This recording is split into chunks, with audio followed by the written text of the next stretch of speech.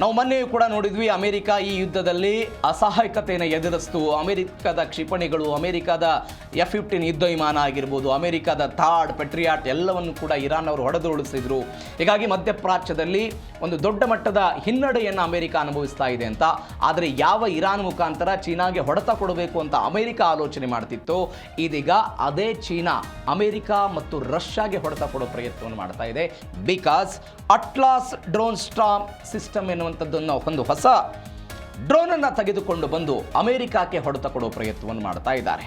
ಅಲ್ಲಿಯ ಚೀನಾದ people's liberation army ಅಂತ ಏನಿದೆ, ಅವರು ತಯಾರು ಮಾಡಿದಂಥ ಅತ್ಯಾಧುನಿಕ ತಂತ್ರಜ್ಞಾನವನ್ನು ಹೊಂದಿರುವಂತಹ ಈ ಡ್ರೋನ್ ಅಮೆರಿಕಕ್ಕೂ ಕೂಡ ಸೆಡ್ಡು ಹೊಡಿತಾ ಇದೆ. ಚೀನಾದ ಅಟ್ಲಾಸ್ ಡ್ರೋನ್ ಇಡೀ ವಿಶ್ವಕ್ಕೆ ಶಾಕ್ ಕೊಡ್ತಾ ಇದೆ. ಹೆಂಗೆ ಶಾಕ್ ಕೊಡ್ತಾ ಇದೆ? ಆಧುನಿಕ ರಕ್ಷಣಾ ಜಗತ್ತಿನಲ್ಲಿ ಚೀನಾದ ಪೀಪಲ್ಸ್ ಲಿಬರೇಷನ್ ಆರ್ಮಿ ಹೊಸ ಮೈಲಿಗಲ್ಲನ್ನು ಶುರು ಮಾಡಿರೋದು.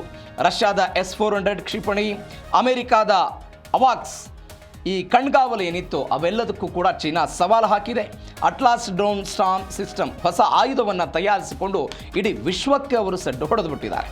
ಅಂದರೆ ಇಷ್ಟು ದಿನಗಳ ಕಾಲ S-400 ಮತ್ತು ಅಮೆರಿಕಾದ ಅವಾಕ್ಸ್ ಈ ಹಾರುವ ಡ್ರೋನ್ಗಳ ಮೇಲೆ, ಇದನ್ನು ಹಾರುವ ಮಿದುಳು ಅಂತ ಕರೀತಾರೆ, ಇವುಗಳ ಮೇಲೆ ಹೇಗೆ ಜಗತ್ತಿನ ವಿವಿಧ ದೇಶಗಳ ಅವಲಂಬನೆ ಆಗಿತ್ತೋ ಅದನ್ನು ಕಡಿತಗೊಳಿಸಿ ಅವುಗಳ ವಿರುದ್ಧವೂ ಕೂಡ ಹೋರಾಟವನ್ನು ಮಾಡೋದಕ್ಕೆ ಇದೀಗ ಚೀನಾ ಇಂಥದ್ದೊಂದು ಅಟ್ಲಾಸ್ ಡ್ರೋನನ್ನು ಶುರು ಮಾಡಿಕೊಂಡಿರೋದು. ಅದರ ಮುಖಾಂತರ ಅಮೆರಿಕ ಮತ್ತು ರಷ್ಯಾಗೆ ಹೊಡೆತ ಕೊಡೋ ಪ್ರಯತ್ನವನ್ನು ಮಾಡ್ತಾ ಇದೆ. ಇದರ ಜೊತೆಗೆ ಹಾಗಾದರೆ ಏನಿದು ಅಟ್ಲಾಸ್ ಡ್ರೋನ್ ಅನ್ನುವಂತಹ ಪ್ರಶ್ನೆ ಇದೆ. ಏನಿದು, ಹೆಂಗೆ ಕಾರ್ಯಾಚರಣೆಯನ್ನು ಮಾಡುತ್ತೆ, ಅಟ್ಲಾಸ್ ಡ್ರೋನ್ ಸ್ಟಾರ್ಮ್ ಹೆಂಗೆ ಕೆಲಸ ಮಾಡುತ್ತೆ ಅನ್ನುವಂಥ ಪ್ರಶ್ನೆ ಸಹಜವಾಗಿ ಬರುತ್ತೆ. ಇದು ನೂರಾರು ಸಣ್ಣ ಡ್ರೋನ್ಗಳ ಒಂದು ಗುಂಪಾಗಿರುತ್ತೆ. ನೀವು ನೋಡಿ, ಇರಾನ್ ಅಮೆರಿಕಾದ ಥಾಡ್ ಮತ್ತು ಪೆಟ್ರಿಯಾಟ್ ವಿರುದ್ಧ ಹೋರಾಟ ಮಾಡ್ತಲ್ಲ, ಚಿಕ್ಕನಾದದ್ದು. ಕೇವಲ ಕಡಿಮೆ ಪ್ರಮಾಣದ ವೆಚ್ಚದಲ್ಲಿ ತಯಾರು ಮಾಡಿದಂತಹ ಡ್ರೋನ್ಗಳನ್ನು ಅಮೆರಿಕಾದ ವಿರುದ್ಧ ಇರಾನ್ ಬಳಸ್ತು. ಇದೀಗ ಒನ್ಸ್ ಅಗೇನ್ ಚೀನಾವು ಕೂಡ ಅಂಥದ್ದೇ ಪ್ರಯತ್ನವನ್ನು ಮಾಡ್ತಾ ಇದೆ.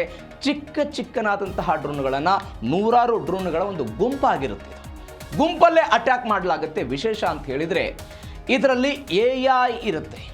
ಯಾವುದೇ ಮಾನವ ಸಂಪನ್ಮೂಲ ಕೆಲಸ ಮಾಡೋದಿಲ್ಲ, ಅದರ ಬದಲಾಗಿ ಬುದ್ಧಿಶಕ್ತಿ ಕೆಲಸ ಮಾಡಿ ಇದನ್ನು ವರ್ಕೌಟ್ ಮಾಡುತ್ತೆ. ಒಬ್ಬ ವ್ಯಕ್ತಿ ಒಂದು ಕಂಪ್ಯೂಟರ್ ಅಥವಾ ಟ್ಯಾಬ್ಲೆಟ್ ಮುಖಾಂತರ ಇದನ್ನು ನಿಯಂತ್ರಣ ಮಾಡ್ತಾರೆ. ಈ ಡ್ರೋನ್ಗಳು ಪರಸ್ಪರ ಸಂವಹನವನ್ನು ನಡೆಸ್ತಾ ಜೇನು ನೊಣಗಳಂತೆ ಇವು ಚಲನೆ ಮಾಡ್ತವೆ. ಒಂದು ಅಟ್ಲಾಸ್ ವ್ಯವಸ್ಥೆ ಏಕಕಾಲದಲ್ಲಿ 96 ಡ್ರೋನ್ಗಳನ್ನು ಉಡಾವಣೆ ಮಾಡುವಂಥ ಸಾಮರ್ಥ್ಯವನ್ನು ಹೊಂದಿದೆ. 96 ಡ್ರೋನ್ಗಳನ್ನು ಎಟ್ ಎ ಟೈಮಿಗೆ ಇದು ಉಡಾವಣೆಯನ್ನು ಮಾಡೋದು. ಇದರ ಜೊತೆಗೆ 3 ಸೆಕೆಂಡ್ಗೆ ಒಂದು ಡ್ರೋನನ್ನು 5 ನಿಮಿಷಕ್ಕೆ 100 ಡ್ರೋನ್ಗಳನ್ನು ಉಡಾವಣೆ ಮಾಡಬಲ್ಲಂತಹ ಕೆಪಾಸಿಟಿ ಇರುವಂತಹ ಶಕ್ತಿ ಸಾಮರ್ಥ್ಯ ಇದೆ. ನೀವು ಜಸ್ಟ್ ಇಮ್ಯಾಜಿನ್ ಮಾಡ್ಕೊಳ್ಳಿ, ಇದೀಗ ಥಾಡ್ ಮತ್ತು ಪೆಟ್ರಿಯಾಟ್ಗೆ 16,000 ಕೋಟಿ 20,000 ಕೋಟಿ ಹಣವನ್ನು ಅಮೆರಿಕ ಖರ್ಚು ಮಾಡುತ್ತೆ. ಆದರೆ ಕಡಿಮೆ ವೆಚ್ಚದಲ್ಲಿ ನೂರಾರು ಡ್ರೋನ್ಗಳನ್ನು ಈ ರೀತಿಯಾಗಿ ಶತ್ರು ದೇಶಗಳ ವಿರುದ್ಧ ಹೊರದುಳಿದು, ಅದರಲ್ಲೂ ವಿಶೇಷವಾಗಿ 3 ಸೆಕೆಂಡ್ಗೆ ಒಂದು ಟ್ರಕ್ನಿಂದ ಪ್ರತಿ 3 ಸೆಕೆಂಡ್ಗೆ ಒಂದು ಡ್ರೋನನ್ನು ಉಡಾಯಿಸಬಲ್ಲಂತಹ ಶಕ್ತಿ ಸಾಮರ್ಥ್ಯ ಇದೆ. 5 ನಿಮಿಷದಲ್ಲಿ 96ರಿಂದ 100 ಡ್ರೋನ್ಗಳನ್ನು ಆಕಾಶಕ್ಕೆ ಚಿಮ್ಮಿಸಬಲ್ಲಂತಹ ಅತ್ಯಾಧುನಿಕ ತಂತ್ರಜ್ಞಾನ ಇರುವಂತಹ ಈ ಡ್ರೋನ್ಗಳಿವು. ಇದರ ಜೊತೆಗೆ AI ಕೂಡ ಕೆಲಸವನ್ನು ಮಾಡುತ್ತೆ. AI ಅತ್ಯಾಧುನಿಕವಾಗಿ ಕೆಲಸ ಮಾಡಬಲ್ಲಂತಹ ಶಕ್ತಿ ಸಾಮರ್ಥ್ಯವನ್ನು ಇದರಲ್ಲಿ ಹೊಂದಿದೆ. ಇದರ ಜೊತೆಗೆ ಕೆಲವು ಡ್ರೋನ್ಗಳನ್ನು ಹೊಡೆದುರುಳಿಸಿದ್ರು ಕೂಡ ಕೆಲವೊಂದಿಷ್ಟು ಉಳಿದ ಡ್ರೋನ್ಗಳು ಏನಿರುತ್ತೆ ಅವೆಲ್ಲವೂ ಕೂಡ ಕೆಲಸವನ್ನು ಮಾಡುತ್ತೆ. ಹೆಂಗೆ? ಅಲ್ಗಾರಿದಮ್ ಮುಖಾಂತರ ಡ್ರೋನ್ ತನ್ನ ಈ ಪಕ್ಕದ ಡ್ರೋನ್ ಎಲ್ಲಿದೆ ಅನ್ನುವಂತಹ ತಿಳಿಯುವ ಪ್ರಯತ್ನವನ್ನು ಮಾಡುತ್ತೆ. ಆ ಮುಖಾಂತರ ಪರಸ್ಪರವಾಗಿ ಅವರು ಯಾವುದೇ ಕಾರಣಕ್ಕೂ ಡಿಕ್ಕಿ ಹೊಡೆಯೋದಿಲ್ಲ.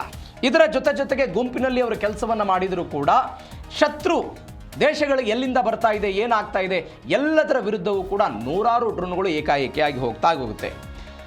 ಹಾಗಾದರೆ ಈ ಡ್ರೋನ್ಗಳ ವೈಶಿಷ್ಟ್ಯತೆಯನ್ನು ನೋಡಿದ್ವಿ. ಇದರ ಜೊತೆಗೆ ಕೆಲವೊಂದಿಷ್ಟು ದೇಶಗಳಿಗೆ ಇದು ಶತ್ರುವಾಗಿ ಪರಿಣಮಿಸ್ತಾ ಇದೆ. ರಷ್ಯಾದ ಮೇಲೆ ಏನು ಪರಿಣಾಮ ಬೀರುತ್ತೆ? ರಷ್ಯಾದ S-400 ಎನ್ನುವಂತಹ ಅತ್ಯಾಧುನಿಕ ಯುದ್ಧ ವಿಮಾನ ಏನಿತ್ತು ಅದರ ಮೇಲೆ ಡಿಪೆಂಡೆನ್ಸಿ ಇತ್ತು. ಆದರೆ ಇದೀಗ ಅದರ ವಿರುದ್ಧವೂ ಕೂಡ ಹೋರಾಟ ಮಾಡೋದಕ್ಕೆ ಇವುಗಳು ಕಾರ್ಯವನ್ನು ನಿರ್ವಹಿಸ್ತವೆ ಎನ್ನುವಂಥದ್ದು.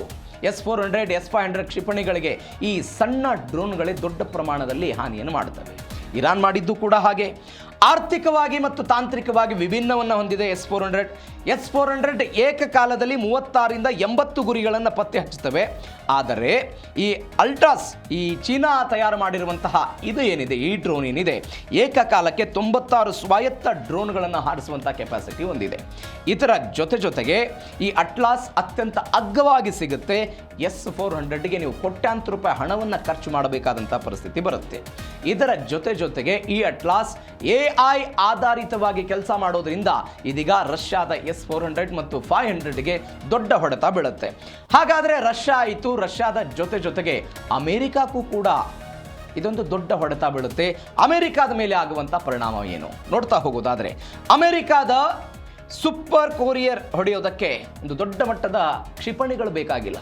ಅವರ ದೊಡ್ಡದಾದಂಥ F-15 ಆಗಿರ್ಬೋದು, ಬೇರೆ ಹಡಗುಗಳಾಗಿರ್ಬೋದು, ಬೇರೆ ಕ್ಷಿಪಣಿಗಳನ್ನು ಹೊಡೆಯೋದಕ್ಕೆ ದೊಡ್ಡದಾದಂತಹ ಡ್ರೋನ್ಗಳ ಅವಶ್ಯಕತೆ ಮೇಲೆ ಇಲ್ಲ. ಯಾಕಂದರೆ ತಾಡಾಗಿರ್ಬೋದು ಮತ್ತು ಪೆಟ್ರಿಯಾಟ್ಗಳಾಗಿರ್ಬೋದು ಒಂದು ಗುರಿಯನ್ನು ಮಾತ್ರ ಬೆನ್ನತ್ತುವ ಪ್ರಯತ್ನವನ್ನು ಮಾಡ್ತವೆ. ಆದರೆ ಆ ಗುರಿಯ ನಡುವೆ ಈ ಚೀನಾದ ಅಟ್ಲಾಸ್ ನೂರಾರು ಡ್ರೋನ್ಗಳು ಏಕಾಏಕಿಯಾಗಿ ಬಂದಾಗ ಅದನ್ನು ಗುರುತು ಪತ್ತೆ ಮಾಡೋದಕ್ಕೂ ಕೂಡ ಸಾಧ್ಯ ಆಗೋದಿಲ್ಲ. ಒನ್ಸ್ ಅಗೇನ್ ಇಲ್ಲಿ ದುಬಾರಿ ಮತ್ತು ಅಗ್ಗ ಬರುತ್ತೆ. ಇದರ ಜೊತೆಗೆ ತಂತ್ರಜ್ಞಾನದ ಸಮಾನತೆ ಇದೆ. AI ತಂತ್ರಜ್ಞಾನ ಅಮೆರಿಕ ಇಷ್ಟು ದಿನಗಳ ಕಾಲ ಅದರಲ್ಲಿ ಪ್ರಾಬಲ್ಯ ಮೆರೆಯುವ ಪ್ರಯತ್ನವನ್ನು ಮಾಡಿತ್ತು.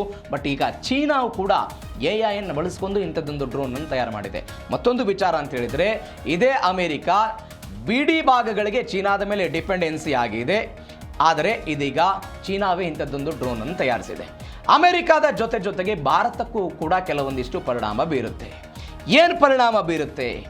ಭಾರತ ಮತ್ತು ಚೀನಾ ಅಂತ ಹೇಳಿದರೆ 1962ರ ಯುದ್ಧ, ಅದಾದ ನಂತರ ಟಿಬೆಟ್ ವಿಚಾರದಲ್ಲಿ ಆಗಿರುವಂಥ ಬೆಳವಣಿಗೆಗಳು, ಚೀನಾ ಅರುಣಾಚಲ ಪ್ರದೇಶದಲ್ಲಿ ಕಾಲ್ಕೆದ್ರ ಜಗಳಕ್ಕೆ ಬರುತ್ತೆ ಅನ್ನುವಂಥ ಬೆಳವಣಿಗೆಗಳಾಗ್ತಾ ಇರುವ ನಡುವೆ ಇಂಥದ್ದೊಂದು ಡ್ರೋನನ್ನು ಚೀನಾ ತಯಾರು ಮಾಡಿರೋದು ಭಾರತಕ್ಕೂ ಕೂಡ ಅಪಾಯಕಾರಿ ಅಂತ ಹೇಳ್ತಿದ್ದಾರೆ. ಹೆಂಗೆ? ಈಗ ಟಿಬೆಟ್ನಂತಹ ಎತ್ತರದ ಪ್ರದೇಶಗಳಲ್ಲಿ ನಾವು ಸಾಂಪ್ರದಾಯಿಕ ಯುದ್ಧ ಸಾಮಗ್ರಿಗಳನ್ನು ಬಳಕೆ ಮಾಡೋದಕ್ಕೆ ಸಾಧ್ಯ ಆಗೋದಿಲ್ಲ. ದೊಡ್ಡದಾದಂತಹ ಕಡಿದಾದ ಶಿಖರಗಳ ನಡುವೆ ಸಾಂಪ್ರದಾಯಿಕ ಯುದ್ಧ ವಿಮಾನಗಳಾಗಿರ್ಬೋದು ಯಾವುದು ಕೂಡ ಕೆಲಸಕ್ಕೆ ಬರೋದಿಲ್ಲ. ಇಲ್ಲಿ ಡ್ರೋನ್ಗಳು ಬರುತ್ತೆ ಅಂತ. ಹೀಗಾಗಿ ಅವರು LACಗಳಲ್ಲಿ ಈ ಡ್ರೋನ್ಗಳನ್ನು ನಿಯೋಜನೆ ಮಾಡಿದ್ರು ಅಂತ ಹೇಳಲಾಗ್ತಿದೆ. ಗುಡ್ಡಗಾಡು ಅಸಮಾನತೆ, ಇಲ್ಲಿ ಸಾಂಪ್ರದಾಯಿಕವಾಗಿ ಕೆಲಸ ಮಾಡೋದಕ್ಕಾಗೋದಿಲ್ಲ. ಹೀಗಾಗಿ ಸಣ್ಣ ಡ್ರೋನ್ಗಳನ್ನು ಅವರು ಬಳಕೆ ಮಾಡ್ತಾರೆ ಅಂತ. ಮತ್ತೊಂದು ಕಡೆ ಲಡಾಖ್ನ ಕಡಿದಾದ ಪರ್ವತಗಳ ನಡುವೆ ಭಾರತೀಯ ಸೈನಿಕರ ಚಲನವಲನವನ್ನು ಇವರೆಲ್ಲರೂ ಕೂಡ ಗಮನಿಸ್ತಾ ಇದ್ದಾರೆ ಈ ಡ್ರೋನ್ ಮುಖಾಂತರ ಎನ್ನುವಂಥದ್ದು ಸುದ್ದಿ. 24 ಗಂಟೆಗಳ ಕಾಲವೂ ಕೂಡ ಇದನ್ನು ಅವರು ಮಾಡ್ತಿದ್ದಾರೆ ಅಂತ ಅಟ್ಲಾಸ್ ಲಾಂಚರ್ಗಳನ್ನು ಈಗಾಗಲೇ ಚೀನಾ ಟಿಬೆಟ್ ಆಗಿರ್ಬೋದು ಮತ್ತು ಲಡಾಖ್ ಗಡಿಗಳಲ್ಲಿ ಅವರು ನಿಯೋಜಿಸಿದ್ದಾರೆ ಎನ್ನುವಂಥ ಸುದ್ದಿಗಳಿದೆ. ಹೀಗಾಗಿ ಇದರ ಜೊತೆಗೆ ಇದನ್ನು ನಾವು ಹೊಡೆದುರುಳಿಸೋದಕ್ಕೆ ಜನ್ಮ್ಯಾಕ್ಸ್ ಅನ್ನೋದನ್ನು ಭಾರತ ಇದೀಗ ಈ ವಿಚಾರದಲ್ಲಿ ಅಭಿವೃದ್ಧಿಪಡಿಸಿರೋದು. ನಾವು ರಷ್ಯಾ, ಅಮೆರಿಕ ಮತ್ತು ಭಾರತ ಈ 3 ದೇಶಗಳಿಗೂ ಕೂಡ ಇಂಥದ್ದೊಂದು ಅಪಾಯಗಳು, ಇಂಥದ್ದೊಂದು ಹೊಡೆತಗಳು ಬೀಳ್ತಾ ಇದೆ. ಆದರೆ ಇವೆಲ್ಲದರ ನಡುವೆ ಈ 3 ದೇಶಗಳು ಒಂದು ಸಿದ್ಧತೆಯನ್ನು ಮಾಡಿಕೊಳ್ತಾ ಇದೆ. ಏನು ಸಿದ್ಧತೆ ಅಂತ ಹೇಳಿದರೆ, ಅಮೆರಿಕ ಒಂದು ಸಿದ್ಧತೆಗೆ ಹೋಗ್ತಾ ಇದೆ. ಮೈಕ್ರೋವೇವ್ ಕಿರಣಗಳ ಮುಖಾಂತರ ಡ್ರೋನ್ಗಳ ಎಲೆಕ್ಟ್ರಾನಿಕ್ ಸುಟ್ಟು ಹಾಕುವುದಕ್ಕೆ ಅದೊಂದು ತಯಾರಿಕೆಯನ್ನು ನಡೆಸ್ತಾ ಇದೆ. ಆ ಪರಿಪ್ರಮಾಣದಲ್ಲಿ ಅಮೆರಿಕ ಒಂದು ತಯಾರಿ ಮಾಡ್ತಾ ಇರೋದು. ಮತ್ತೊಂದು ಕಡೆ ರಷ್ಯಾ ಡ್ರೋನ್ಗಳ GPS ಮತ್ತು ಸಿಗ್ನಲ್ ಸಂಪೂರ್ಣವಾಗಿ ಜಾಮ್ ಮಾಡೋದಕ್ಕೆ ಅವರೊಂದು ಪ್ರಯತ್ನವನ್ನು ಮಾಡ್ತಿದ್ದಾರೆ. ಭಾರತದ DRDO ಲೇಸರ್ ಕಿರಣಗಳನ್ನು ಬಳಸಿಕೊಂಡು ಡ್ರೋನ್ಗಳನ್ನು ಆಕಾಶದಲ್ಲಿ ಕರಗಿಸುವ ತಂತ್ರಜ್ಞಾನದ ಮೇಲೆ ಭಾರತವು ಕೂಡ ಒಂದು ತಯಾರಿಕೆಯನ್ನು ನಡೆಸ್ತಾ ಇದೆ. ಇದರ ಜೊತೆಗೆ ಅಮೆರಿಕ ಏನು ಮಾಡ್ತಾ ಇದೆ, ರೆಫ್ಲಿಕೇಟರ್ ಇನಿಷಿಯೇಟಿವ್ ಅನ್ನುವಂಥದ್ದನ್ನು ಒಂದು ಅಪ್ಲಿಕೇಶನ್ ತೆಗೆದುಕೊಂಡು ಬಂದು ಅದಕ್ಕೊಂದು 75 ಬಿಲಿಯನ್ ಹಣವನ್ನು ಮೀಸಲಿಟ್ಟಿದ್ದಾರೆ. ಮೈಕ್ರೋವೇವ್ ಮತ್ತು ಲೇಸರ್ ಶಸ್ತ್ರಾಸ್ತ್ರಗಳನ್ನು ಅದಕ್ಕೆ ಬಳಕೆ ಮಾಡಿಕೊಳ್ತಾ ಇದ್ದಾರೆ. ದೊಡ್ಡ ಮಟ್ಟದ ಡ್ರೋನ್ಗಳನ್ನು ಏಕಕಾಲಕ್ಕೆ ಹೊಡೆದು ಬೀಳುವಂತಹ ಶಕ್ತಿ ಸಾಮರ್ಥ್ಯವನ್ನು ಸೃಷ್ಟಿ ಮಾಡೋ ಪ್ರಯತ್ನವನ್ನು ಅಮೆರಿಕ ಮಾಡ್ತಾ ಇದೆ. ರಷ್ಯಾ ಒಂದು 15,800ಕ್ಕೂ ಹೆಚ್ಚು ಡ್ರೋನ್ಗಳನ್ನು ಅವರು ತಯಾರು ಮಾಡ್ತಿದ್ದಾರೆ.